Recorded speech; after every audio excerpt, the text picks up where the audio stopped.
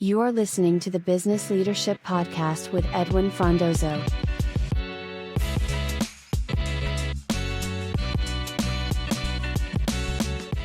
Good morning, good afternoon, good evening. My name is Edwin Frondozo. I'm the host of the Business Leadership Podcast.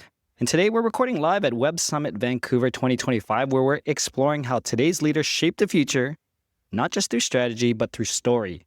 We believe that a strong point of view is what inspires communities, builds movements, and cuts through the noise in uncertain times. So let's dive into this conversation. Today's guest is transforming how legal work gets done by moving the entire profession into the future. Jack Newton is the founder and CEO of Clio, the trailblazing company that pioneered cloud-based legal technology and has become the global leader in client-centered legal practice management. Under Jack's leadership, Clio is not only helping thousands of law firms run smarter, more efficient, it's also making legal services more accessible and equitable for everyone. Jack is the author of The Client-Centered Law Firm, the #1 bestseller that's helping lawyers thrive in an experience-driven world, and the host of Daily Matters, a podcast exploring the future of law through conversations with legal leaders and change makers. He's been recognized with some of the highest honors in the business world, from EY's Entrepreneur of the Year to Canada's Most Admired CEO and Goldman Sachs Builder and Innovators. His company Clio has been celebrated as one of the Canada's best managed companies and a tech sector anchor success story. Welcome to the Business Leadership Podcast, Jack. Thanks for having me. This is a true story, though. We're sharing a mic here, so Jack is playing nice with us, and it's actually we're sitting here in Web Summit Vancouver. First time it's been here. Jack, I just want to get your thoughts and insights from being from Vancouver, Clio focus in Vancouver. What does this mean to you personally and to the ecosystem and the community? Well, look, it's just phenomenal having Web Summit here in our backyard. Our vision 17 years ago when we founded Clio in Vancouver is that we could help put Vancouver on the map and help build Vancouver into one of the great tech hubs in North America. And I feel really proud and excited to see Web Summit coming to Vancouver. My first Web Summit was going to Dublin in 2014, and at that conference, we actually announced the fact we were opening our Dublin office and expanding into EMEA 11 years ago now. So 11 short years later, to be on stage at Web Summit, delivering a keynote on the main stage, to have that Web Summit hosted in our own backyard here in Vancouver, I don't think was a future either myself or my co-founder, Ryan, would have imagined in our wildest dreams in 2014. So really cool, really invigorating, and really reinforcing, I think, for the Vancouver tech ecosystem to have Web Summit here this week. Yeah, and I'm super excited. And I mentioned this before we recorded earlier with Jack, it's just I've been part of the startup ecosystem as well, globally working, nationally, and just having the ability to not only showcase, Vancouver's ecosystem and really celebrate those that are coming out of here, like yourself, Jack, and Clio. So this is great. So just before we really dive into, the purpose of this, I'd love it if you just for those who may never have heard of you, for, the 10% of people who haven't heard of you yet, tell us about Clio, the problem that you're solving in the legal practice, management, and technology. Sure. So Clio is vertical software as a service for lawyers, or vertical SaaS as it's more affectionately known. And we started out in 2008, before vertical SaaS really existed as a term. But what we saw back then was the opportunity to go after, rather than a horizontal approach of tackling, trying to be all things to all people with a software application, getting really tailored and trying to solve the needs of a specific industry. And so me and my co-founder, Ryan Govro, quickly honed in on legal as a industry that we felt was ripe for transformation. And in particular, the solo and small firm segment of the legal market, which is actually a huge portion of the market. 80% of lawyers practice in firms of 10 lawyers or less. 50% of all lawyers practice as solos. So it's a much more SMB market than most people appreciate. And we felt like the cloud was a uniquely good fit for that market. So back in 2008, we rolled up our sleeves and started building the first cloud-based solution for lawyers, launched it later that year, and have seen a huge amount of success and adoption over the course of the last 17 years. And it's certainly been nonlinear. There's a lot of education that had to be done. Back in 2008, we had a lot of people tell us lawyers will never store their data in the cloud. You guys are crazy.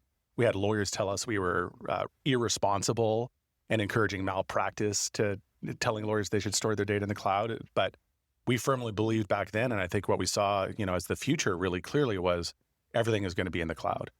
And cut to 17 years later, 2025, Clio is 1,500 people worldwide. We're one of the most successful vertical SaaS companies in the world. We're over $300 million of annual recurring revenue, growing quickly, growing profitably, and onto our next chapter of growth and expansion, which is oriented in continuing to both bring cloud technology to lawyers, but importantly, layering AI on top of that cloud technology and finding ways of really unlocking the broader opportunity for lawyers to amplify their impact through AI. Yeah, it's been an amazing journey, Jack. I'm a tech entrepreneur as well, and I recognized what Clio was doing early because I was in the telco space, and it was just so fascinating for me to see how you built out this category and really just went strong on it. And it was very inspirational, and it's a lot of inspiration what Paul and I do to see founders like you who did that. So I'm curious at the time, and I know you kind of talked about a bit, but what was the unique point of view between you and the co-founder, that really thought about, you're the one going to be to solve that problem? Well, what we saw really clearly in 2008 was the fact that the cloud was going to transform every industry. And I don't think you necessarily need to be super prescient to underwrite that bet. 2008, Salesforce.com was a few years into its growth journey. We had applications like 37 Signals and Basecamp starting to see a lot of success. And we were inspired by this nascent cloud computing industry. And again, I don't even think we had the term cloud computing to refer to back in 2008. We talked about web applications and so on. But what was really obvious to me was this is going to be the new dominant form of computing, and that every on-premise application was going to be disrupted by cloud. So that's what Ryan and I had early conviction on. And I describe us as being two hammers looking for a nail back in 2008, where we were hunting around. This was even 2007, really, hunting around for which industry we felt would be ripe for transformation. And again, Ryan was the IT manager at a large law firm in Canada called Gowlings. And he saw all the inefficiency of the on-premise legal tools that the lawyers at Gowlings were using, or maybe better put, weren't using because they were so hard to use, so inaccessible, and often, not much more than a thin layer of lipstick on top of a database backend. So we thought we can do better than this from a user experience perspective. And that's where the light bulb moment for Clio came from. And I think what we had deep conviction on in 2008 is the cloud is going to be the dominant form of computing for the next several decades. And legal will eventually get there. And maybe if we're lucky, we can usher legal into that era and be the leader in that space. And thankfully, we got that bet right. But we certainly had a lot of investors tell us we're wrong. We had a lot of customers tell us, or prospective customers tell us we're wrong. But I think that's one of the hallmarks of a great idea is you need to have some folks telling you you're crazy. Because if you're not hearing that, at least from some people, it's probably an idea that somebody else is already executing because it's too obvious. So, Jack, what about you made you stick with a crazy idea?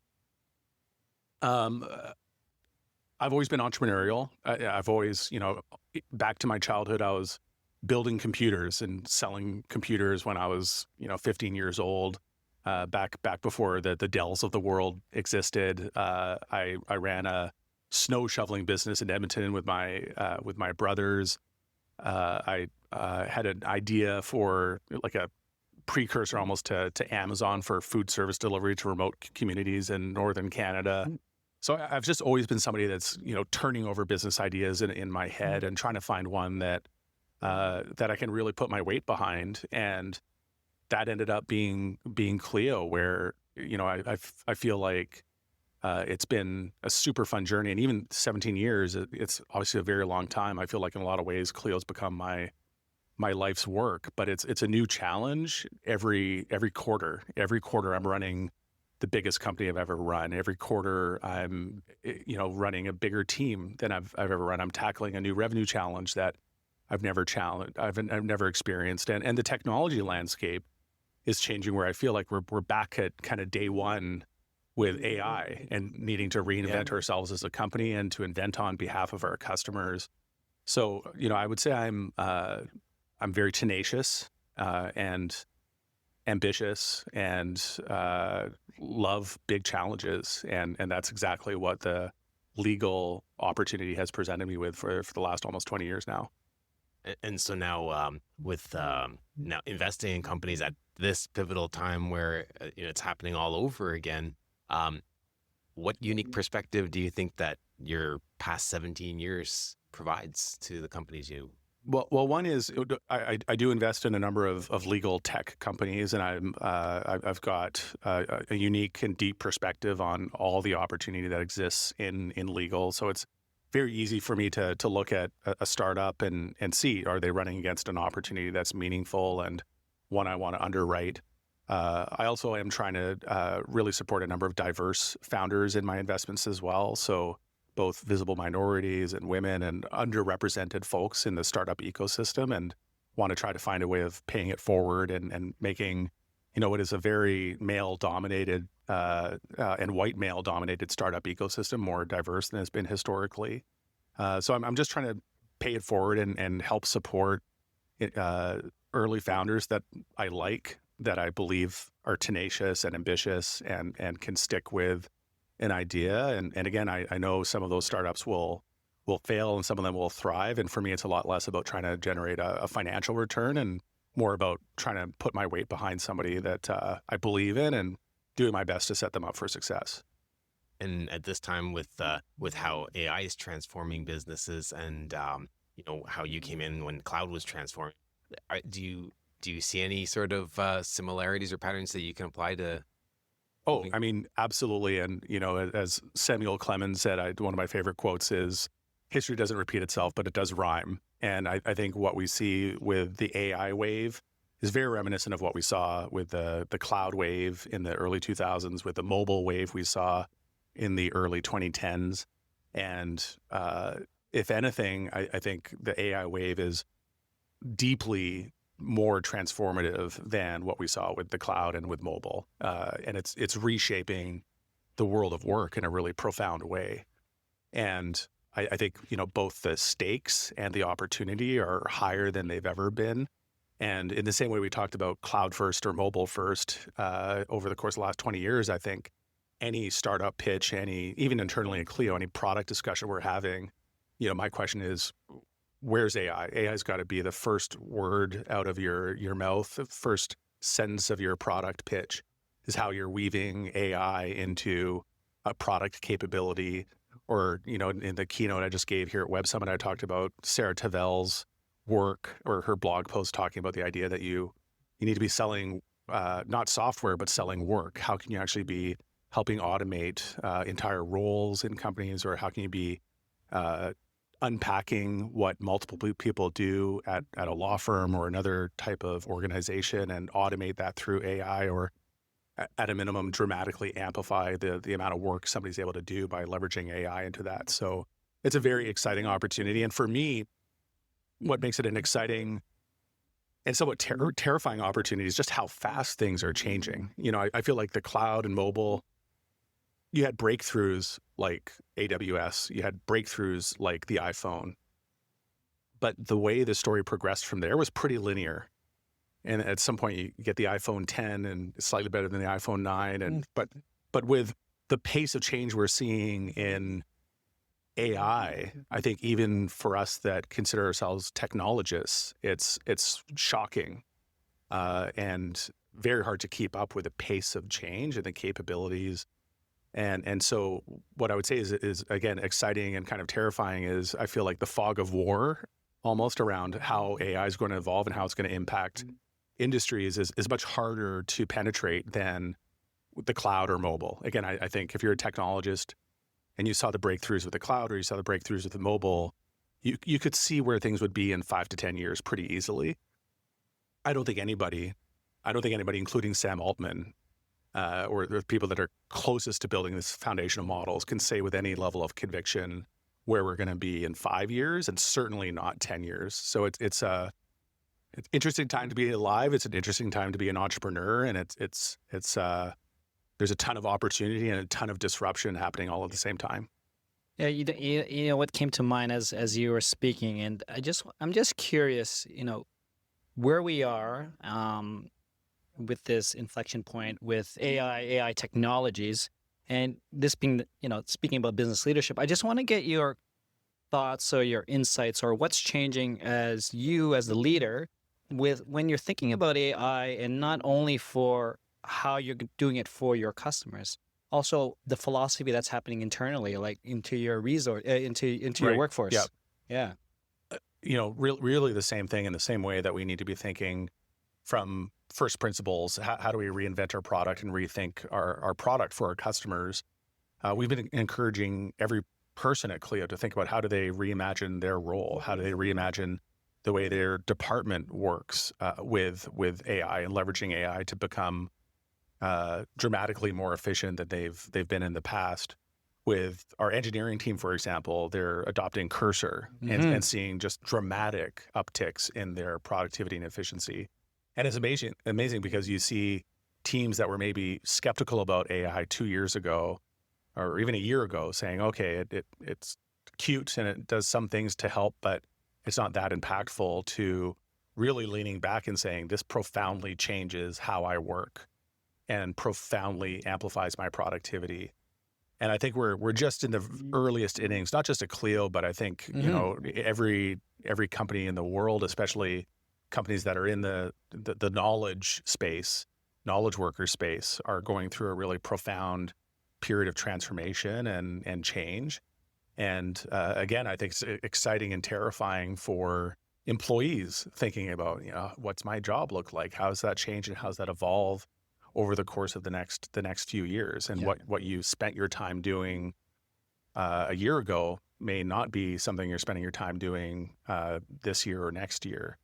And again, I think the overall theme is, I'm a deep believer that AI is going to be, an amplifier of human impact. And how do we reorient our humans, our employees, on the things that humans are best at? And how can we, if we're talking about our customer support team, for example, can we leverage AI to automate away some of the drudgery of their jobs and the drudgery of helping customers with password resets, or, kind of the tier one straightforward support questions? And can we help them move up the value chain and think about, how do I really engage with my customer as a strategic partner? And how can I help them think about, how do I grow my law firm? How do I grow my revenue? How do I get better clients in the door? How do I deploy my marketing spend?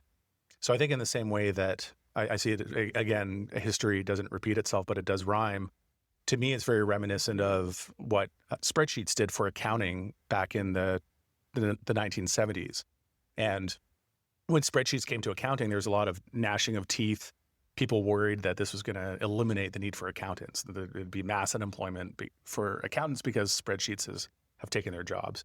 The way people talk about LLMs, if you read actually quotes of people talking about VisiCalc, the first spreadsheet in the 70s, and the way people are talking about LLMs today, it's actually very similar language. People talking about the fact that, like, I get a week's worth of work done in half a day. I can go home early, because a spreadsheet back then literally automated what an entire building full of people were doing, calculating. Basically one person at one desk was calculating one cell in that spreadsheet, and that all changed virtually overnight with VisiCalc. But what ended up happening, I think the lesson from that spreadsheet and accounting story is there wasn't mass unemployment for accountants. Spreadsheets did not replace accountants. It amplified their productivity. It allowed them to serve more clients, but importantly, it helped them move up the value chain and helped them really be more in the way of strategic partners to their clients, as opposed to number crunchers. And I think if you look at many, many roles at companies, different types of functions, you're going to see a similar evolution over the next 5 years. Yeah, I mean, it's what's for certain, Jack, is we're in interesting times, and someone who's a serial entrepreneur, always ready to upgrade your skill and the new challenge. I think it's right for folks like yourself to take this challenge and really lead not only the business but also the tech ecosystem and business as well. So before we let you go, I want to present you. Actually, this is a book that me and Paul just co-authored. It's called Future Narrator. Oh, thank you. You're an inspiration. I think I've mentioned you from my episode that I had Thank with you you. years I appreciate ago. it. Yeah. And it's all about really like empowering the founders these days, the CEOs, because with AI, products and services come up overnight. And now it's about the inspirational leaders, how they impact community, their stakeholders, and their clients, right? So I definitely want to do that. You're an inspiration to us and to Canada. So thank you for joining us on the Business Leadership Podcast. Thanks for having me. Amazing. Thanks. Good job. Great stuff. Could we Nice. do a photo? Like, Yeah, let's do it. just do this, hold it up and hold. That's good. Thanks a lot. Thanks very much, guys. Appreciate it. Having me. Thank You are listening to the Business Leadership Podcast with Edwin Frondozo.